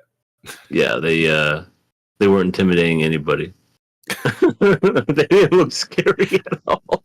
I just want to know how he got on top of that RV. There's no way his big body has gotten that RV. Oh, they helped his ass up there. It's like, help me out, boys. We gotta look intimidating. God, fuck, get your fat ass up there. And then give me the back. Give me the back. Give me the back. He's like, okay. Maybe he had one of those small trampolines. That's even funny. He just he had a small trampoline. He'd go right the fuck through it. Big trampoline. Yeah, big small one. A big small one. One appropriate for his size. Even before that, because we kind of skipped the RV choosing stuff, which is kind of not subtle, but it's a good character moment for Shizuka, and like disguised as comedy, because they're choosing the RVs, and of course Tendo and Kencho are choosing the RV based on the luxury, like what's in there, that this one has a jacuzzi, this one looks nice, and all that. They're choosing things based on luxury, basically what we've been talking about before, the whole thing of survivability versus living life to the fullest. They're choosing it on the latter, while Shizuka wants to choose something that's practical, that will be able to protect them from zombies and make them live longer, basically. And she actually finally compromises survivability for what she likes.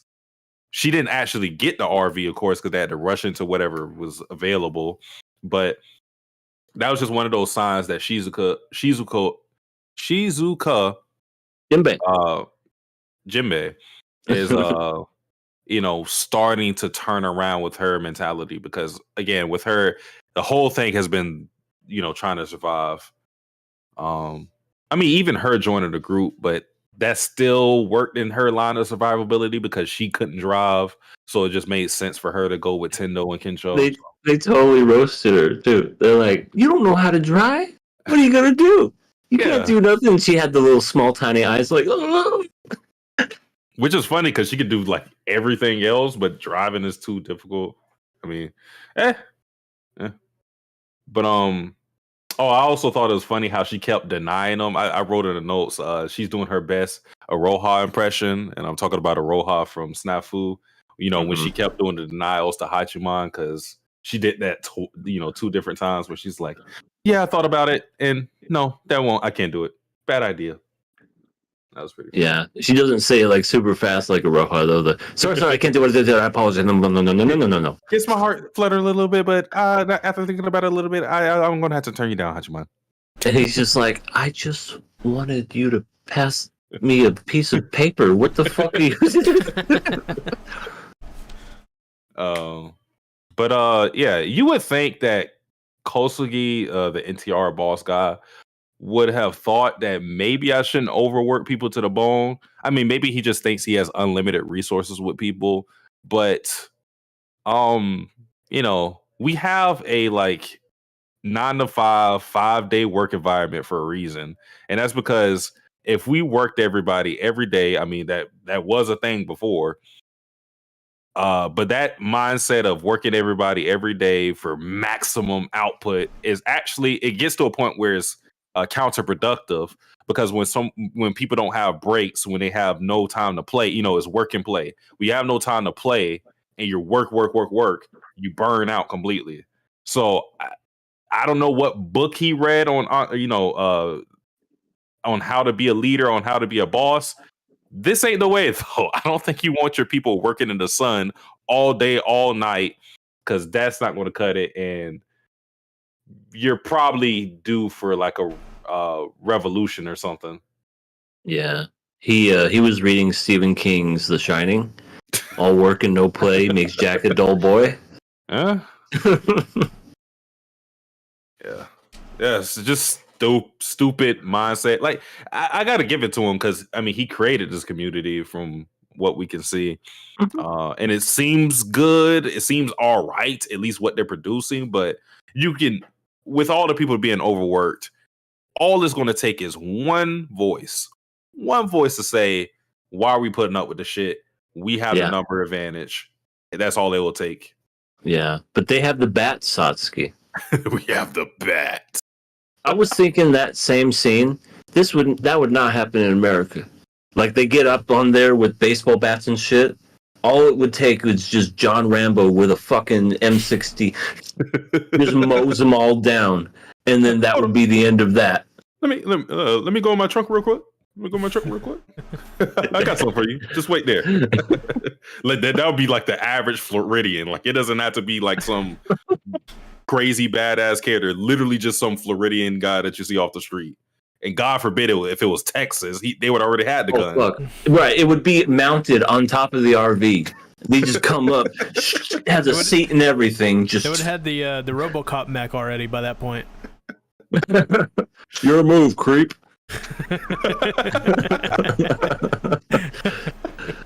Oh fuck. Yeah, that would have been a non-thing. Yeah. But seeing him deal with his trauma, him basically getting mind broken within the episode, and even Shizuka we got a little flashback of what I presume to be her dad, and maybe she experienced some of the same things of like controlling parents. It's just very interesting. It went serious. Kensho got hurt. Shizuka saw that something was wrong with Tendo, and Tendo's obviously dealing with his own problems. So I'm very interested to see what happens with the next episode, because this is a big step for Tendo's character, because like I said, we haven't seen him take many things serious, but this is something he has to overcome. Like, he can't gag his way out of this time. Yeah. Yeah, luckily we get episode 7 next week. Then the week after, it's a little compilation. Anything with a compilation, that they're a little behind. Then September 17th and September 24th is episodes 8 and 9. 10 through 12 is to be determined. Yeah, so hopefully it doesn't turn into what I think it was Near that got, the production was put on hold completely. There was Near, and there was also 86. The last 2 episodes got postponed till March, and it was like in fall, I think. Wonder Egg Priority as well. Fucking Wonder Blunder Egg. Wonder Egg was that got delayed, and they turned it into a 1-hour ending that was shit. Jesus Christ. They rewrote that entire episode just to make it horrible. And the fact that, I think they had, time constraints, too. There was 2 hours to go from deadline, and they still weren't even fucking done. Jeez. And it showed. Oh. Yeah. Doesn't surprise me. Oh, God. No. Any other thoughts on this episode of Zom 100? Pretty good episode. Yeah, not too bad. I am so looking forward to next week. Then after that, we gotta wait. Till all those other episodes, man. Yep. So it is time, ladies and gentlemen. It's time to decide. Oh God, I always hate this part. Are we gonna kill her past this sumbitch? This sumbitch. Well, this is some serious business, yo.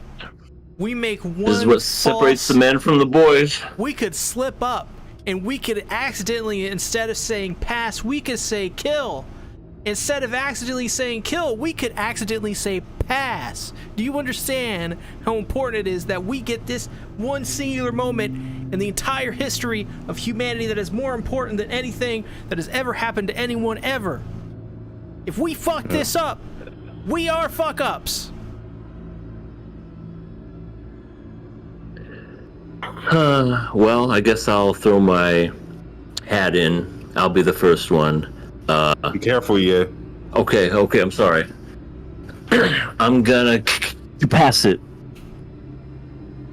Oh shit. Sorry, I almost stumbled over my words, man. Fuck, what am I gonna do? Aw, shit. You know what? I think I like this episode. I thought it was nice. Maybe I didn't like the other ones, so I'm gonna say something crazy. I'm gonna say something potentially insane. Oh no. I give it a pass.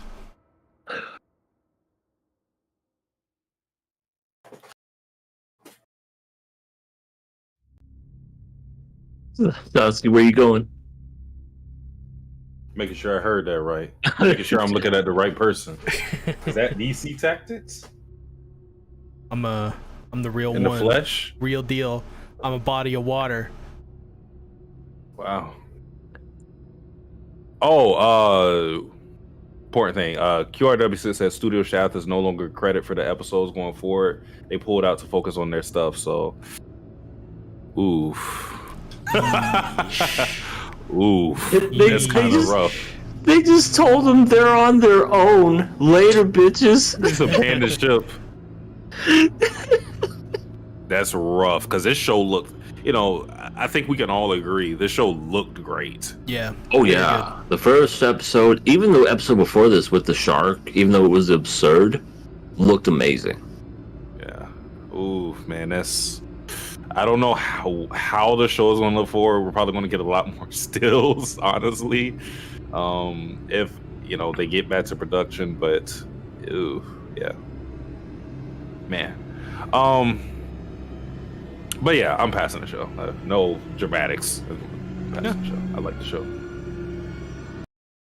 Well, Namaste. guess we all liked it this week, so that's good. But oh wait, time to play the graphic that I hope played the audio. It did. Oh, Look, there she is. Sabelina, best girl. oh Same. man, can't wait till you guys see the kill screen. I wonder when that's going to happen. It may happen as soon as next podcast. Who knows? There's a lot of episode 9s coming out next week. Mm-hmm. Maybe Kenshin bites the dust. I don't know. Kenshin. So now let's go ahead and get into our final topic of the show. Let's take some questions from the viewers. Viewer questions. Viewer questions. KOA. All right. So this week's question list, a lot of multiple choice again, but we got some pretty interesting ones, I would say. Haven't seen one of those in a while. Multiple choice. Yep. So our first question is very interesting. Could you on a beach? Could you in the sheets? Yes and yes.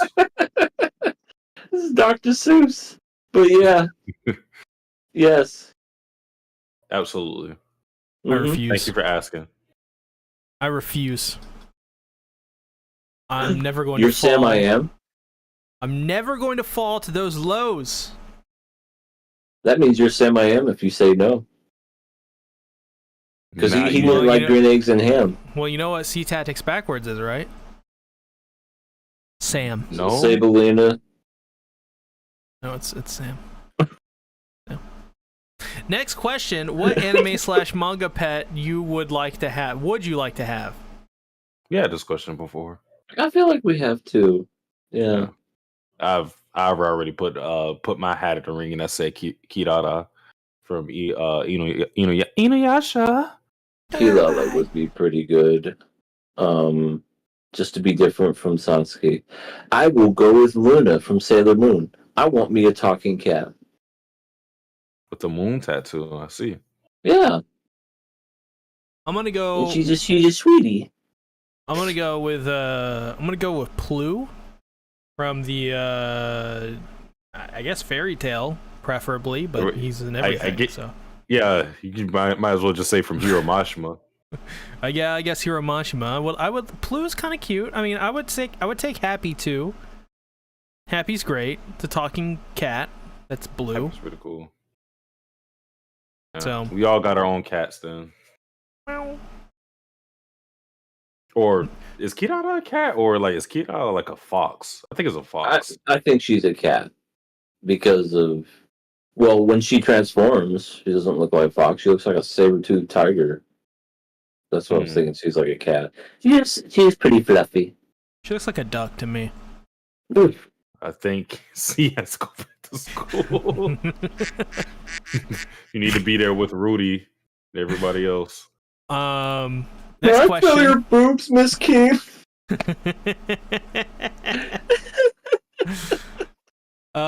Next Get question. out. You take Yamai to a karaoke place as a date. Which song are you singing to try and get her affection and love? No, I don't. I already know this one. It's Last Resort by Papa Roach. Mine is Cut my life into pieces. This is my last resort. Mine is Cattle Decapitation by Cannibal Corpse. Oh, damn. I mean, this is a light ruler question, so why are we entertaining this? Next question, out of these four, which of these has the best fan service? Shokugeki no Soma, High School DxD, High School of the Dead, or Prison School? Okay, so there's a correct answer here. There's a correct answer here. Mm-hmm. High School of the Dead. No.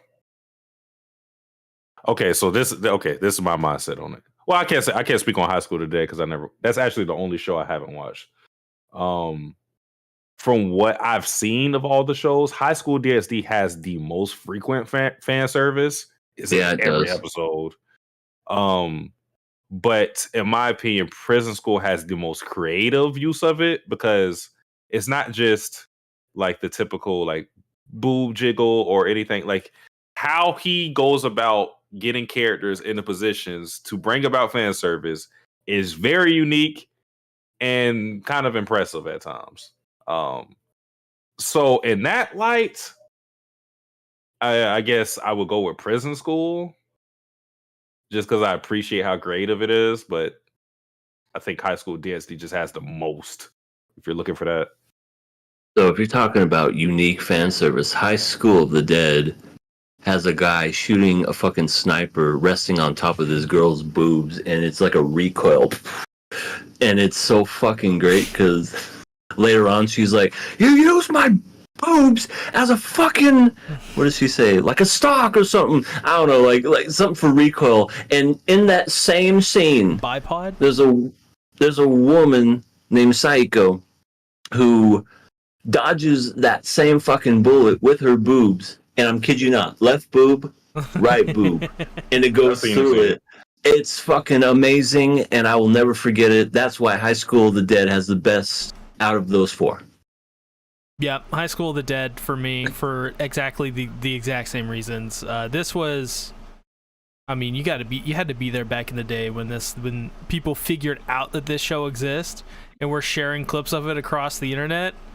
Oh my god, this is, you know, High School of the Dead is very niche meme culture, but it is still meme culture nonetheless. So, it's the series that got me back into anime. Yeah, for many people it was. Also, still kind of a good-looking show to this day. So, I love the dub. You ever seen it dubbed? I think so, but it's been so long since I've seen it. It's a really good dub, surprisingly. I mean, again, I haven't seen it in years, so I'm pretty sure there's a lot of very dated stuff, and what I mean is like use of certain words because it was made in 2010. Right. Yeah. So, yeah. But yeah, no, I just love High School of the Dead. It's got fan service also as well in other areas. It's got zombie fan service. It's got references to zombie movies and things, and plots and 28 Days Later and all that stuff. And it's very multifaceted in its fan service, which I don't think whoever wrote this was considering. Next question. Out of these four, who is your favorite? 02, Rias Grimory, Asuna, or Midnight? I feel like this was word for word the same question we got a while back. Maybe. I mean, out of those four, this is ChatGPT asking questions. I don't. Don't get into that realm. You know someone's gonna try that next. Out of these four, I don't feel strongly about none of these characters, but if I had to choose my favorite, I guess I'll say Rias, because I don't really have a problem with her. But, yeah. I'd say Asuna for me. Out of these four, she's kind of bland, but at least she's, I don't know, at least she's not 02. So Rias Grimory, because she's got a wonderful personality. Yes. I'm sure. Next question. Out of these four, who would win? Who would you first pick for a dodgeball team? Neo. Oh, this is my question. Yeah, so I kept it in because it's pretty good. Neo, Captain America, Peter Quill, or Buffy Summers? I think that's supposed to be Bucky. No, I think it's no. Buffy the Vampire Slayer. Yeah. Is that what that is? Oh, Yeah. I'm so stupid. Bucky Rogers is the guy. That's who I'm thinking of. Okay, my bad. Sorry. Captain America has a hell of an arm. I'm picking him first. Yeah, I think. I mean, I don't know. I'm not aware of everything that the other characters can do, but I think I'm gonna go with the super serum soldier. I'm gonna go. Well, you see how he throws that fucking shield. Imagine what he can do with a dodgeball. Yeah, you would probably just eviscerate someone with it. I'm gonna go with Neo because he's gonna have a lot of red pills, and he's just gonna throw them at the enemies when their mouth is open. So they're just swallowing red pills. You pick a good character for the worst reason. He could literally stop a dodgeball with his hand without it even touching him. Yeah, it's a but good one, though. Red pills. No red pilling.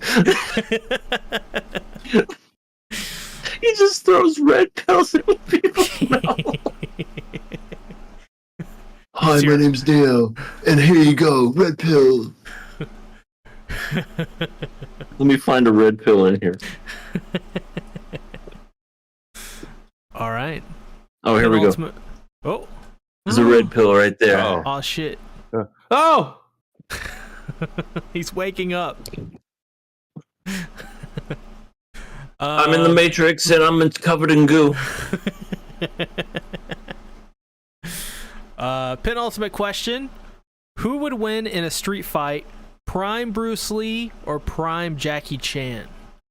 Ooh, that's a good one. Let me check something real quick. What is Jackie Chan? Like, what is Jackie Chan's build? Jackie Chan. He's smaller. He's sort of. He's smaller. As Bruce. He's smaller, and they're about the same size. But here's the thing about Jackie Chan. He did all of his, or still does. I don't know if he still does. Well, he's older now. But anyway, in his prime, he did all of his own stunts. Yeah, oh yeah, that's right. Yeah. And he, I want to say, did some crazy ass shit. Broke almost every bone in his body. Yeah. In his prime, he was insane. The stuff that he would suffer for just to show the presentation of his art and everything was real, true dedication. Bruce Lee, he did his own stunts too, but I don't think he did anything nearly as crazy as Jackie Chan, in my opinion. So if they had like a street fight together, I say Jackie Chan takes it. He's tougher. Yeah. I love Bruce Lee with all of my heart, but there's only one man I love more than Bruce Lee, and that is Jackie Chan. So Jackie Chan is my childhood. Those Rush Hour movies. I love Rush Hour 1 and 2. Third one's okay, but just some of the. Oh God. Okay, I'll talk about it later. Yeah, Jackie's great. Love him. I feel like I'll be the odd man out here and go with Bruce Lee. Just from what I know of these two, I have the feeling that Bruce, like, they're both martial artists, of course, but I believe Jackie Chan's more of an actor than Bruce Lee is, and Bruce Lee is more of a fighter. If that makes sense. Fair. Like, that's fair. I think Bruce Lee is a martial artist that happens to be in movies, while Jackie Chan is an actor that is, of course, like well versed in martial arts. So in a street fight, based on that, I would probably go with Bruce Lee. I don't know when Bruce Lee started his movies and when Jackie Chan started his movies, because that will also make a difference. Like, for example, if Bruce Lee started his movies late into his life, or later in his life because he died young, then definitely I would pick Bruce Lee. Wasn't Jackie Chan inspired by Bruce Lee? I think so. I know Bruce Lee died relatively young. I can't remember the exact age. It's like 28 or something like that. Yeah, and it's creepy, the fact that his son died young too in The Crow. I heard that whole family has this weird kind of curse that the family just dies young. It's an interesting thing to see. It's rough. Mm-hmm. Last question. Which power is more broken? Gojo's Limitless or King's Luck? That's a good one. King's Luck. I want to say King has some of the luckiest shit. The man can stand there and nothing will happen to him. Or people will read into it and people will be like, oh, he's powering up. It's the King engine. Oh, God. And yeah, I've never seen a guy so lucky in all my life. I have to agree with Sasuke. His luck is unfathomable. Until I'm waiting for one of these days, he's actually going to fucking die. Like, a monster's just going to, do an energy beam just right through the guy, but it's never going to happen with him. Yeah, I feel like if Gojo tried to fight King, he would overestimate King's abilities, think that he's super strong, and then trip and kill himself accidentally. like with a hello purple. Oops. Yep. And then King just runs away going, I have diarrhea.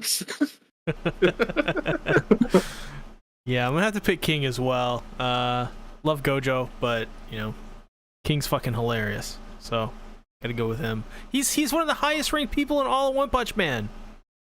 Off of pure sheer dumb luck. That's hilarious. All because of riding off the coattails of Saitama too. Yeah.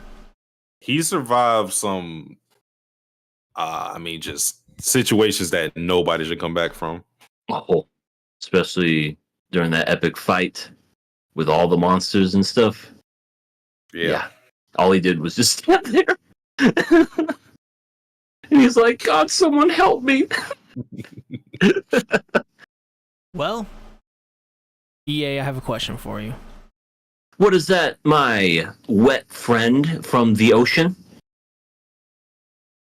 I'm disturbed. Okay, shout yourself out, EA. Hello, it is your boy, Everything Animated.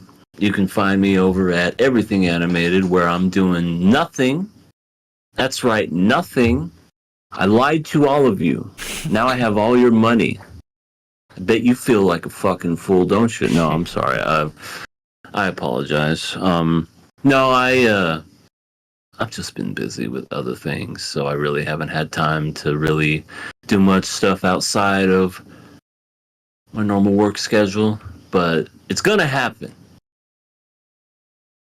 But then, if I keep saying it, you're gonna keep getting a broken heart. So at this point, I don't blame you if you leave me. So you can cry to someone else. There's a Twitch on there. There's a Twitter. There's also Patreon. Something that's gonna be added to there momentarily. If you're a Patreon, you'll know, but you won't know unless you join. So join. Be a Patreon person. Do it. We got plans. Do it. Yeah, do it. You won't. Do it. Do it. You fucking won't do it, but hey, I've been proven wrong before. So subscribe, love, like, share, nerds. Oh God, I dropped it. Satsuki, where can they find you? You can find me on my main channel, Satsuki the Savage, as well as my gaming channel, Satsuki the Gamer. I'll be back in business with videos actually this coming Friday. I will be focusing on my Persona 5 videos as well as Ace Attorney Justice for All. So I'm editing those videos as I go. I probably try to do like 3 videos every week. My goal for that channel has always been to create 100 videos for the year. So we are at 65. So we're at a good pace. I could do about approximately like 2 point something videos for the rest of every week for the rest of the year, and I'll probably get that number. So that's my goal for that channel. You can also follow me on Twitch, Satsuki the Savage with a DA, where I stream every weekend, 3 p.m. Eastern Standard Time. And I stream everything from Persona 5 Royal, Ace Attorney, Fire Emblem coming soon. Fire Emblem, 3 Houses coming soon in about 2 months. As well as some SpongeBob, NBA 2K. We have everything for you. So, check me out there. That's where you can find me. As for me, this week I actually have some things going on. It's funny. I haven't done anything really since the 11th for the main channel. But this week is going to be fucking insane. On the 31st, I am going to... This is what I'm going to try to do. So for sure, you guys are going to get my Drum Island One Piece video. It's 90 minutes in length. So it's a long one. As well, on the same day, you're also going to get my JJK video. And One Piece live action comes out that day. If I can, I'm going to try to get that out that day, because later that night at 7 p.m. Eastern Standard Time, Starfield comes out. I ain't doing shit when that comes out.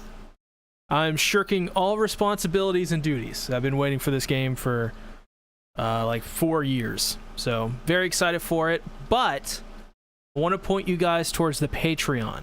If you guys become a patron, you're going to get access to a lot of stuff. For one, you're going to get access to a bunch of anime series that we're going to be covering only on Patreon that we're just not going to be covering live. You're never going to see it on the YouTube channel. But if you're a patron, you will get it. And soon we're going to finalize that list, and we're going to get it out to you on exactly what it is. But you guys definitely need to check it out. It's only $1. Seriously, $1, and you're going to get guaranteed, at least very soon, starting very, very soon, 1 podcast a month, hopefully.